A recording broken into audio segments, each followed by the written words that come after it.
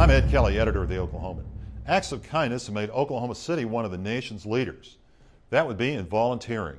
Of the nation's top 50 markets, Oklahoma City ranks about as high as any of them for doing unto others. It's a good story that says a lot about what kind of community Oklahoma City should aspire to be early in the 21st century. This year's Volunteering in America report shows Oklahoma City ranks 7th nationally among large cities in the number of citizens who do some sort of volunteer activity. Nearly 1 out of every 3 residents of the city did some charity work in 2008, the latest period for which figures are available. That's down some from 2007, but it still is almost 7 percentage points higher than the rest of the nation. As importantly, Oklahoma City ranks 2nd nationally in the number of volunteer hours per resident at 53 hours per year.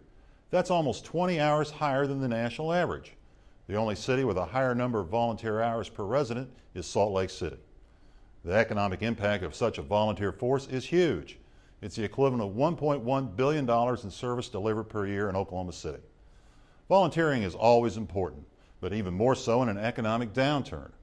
Oklahoma City is in better shape than nearly every city its size, but it hasn't escaped the brunt of the worst national recession since the 1930s.